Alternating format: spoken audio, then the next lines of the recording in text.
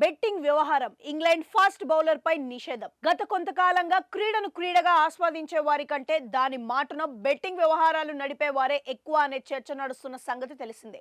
ప్రధానంగా క్రికెట్ విషయంలో ఇది ఎక్కువగా జరుగుతుందనే కామెంట్లు ఇటీవలే బలంగా వినిపిస్తున్నాయి. అయితే ఈ బెట్టింగ్ వ్యవహారాల్లో ప్రేక్షకులు పాల్గొనడం ఒక ఎత్తు అయితే క్రీడాకారులే పాల్గొనడం భారీ నేరం. అలాంటి నేరానికే పాల్పడ్డాడు బ్రైడెన్ కార్స్. అవును, England pacer Brydon cars betting కి పాల్పడ్డాడనే వ్యవహారంపై నిషేధాన్ని ఎదుర్కొన్నాడు. ఇందులో భాగంగా 2017 నుండి 2019 మధ్యలో అతడు బెట్టింగ్ కు పాల్పడినట్లుగా రుజువు కావడంతో ఇంగ్లాండ్ క్రికెట్ బోర్డు ఈసీబీ అతడిపై 16 నెలలు నిషేధాన్ని విధించింది.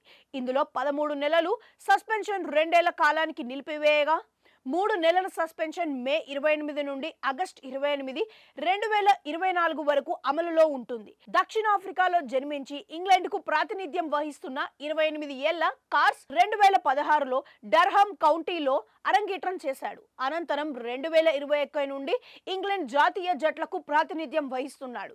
ఈ క్రమంలో ఇంగ్లాండ్ తరపున 14 వన్డేలు, 3 టీ20లు ఆడి మొత్తంగా 19 వికెట్లు పడగొట్టాడు. రైట్ ఆర్మ్ ఫాస్ట్ బౌలర్ అయిన కార్స్ ఈ మధ్య కాలంలో ఇంగ్లాండ్ జట్టులో రెగ్యులర్ సభ్యుడిగా మారాడు. 2017 మరియు 2019 మధ్య జరిగిన వివిధ క్రికెట్ మ్యాచ్లపై 303 బెట్లు వేసిన వ్యవహారంలో కార్స్ దోషిగా నిర్ధారించబడ్డాడు. ఇక్కడ గమనించాల్సిన విషయం ఏమిటంటే తాను పాల్గొన్న మ్యాచ్లలో కాకుండా మిగతా మ్యాచ్లపై మాత్రమే అతడు బెట్టింగ్ కాశాడని క్రికెట్ రెగ్యులేటర్ ఏసీబీ విచారణలో తేలింది.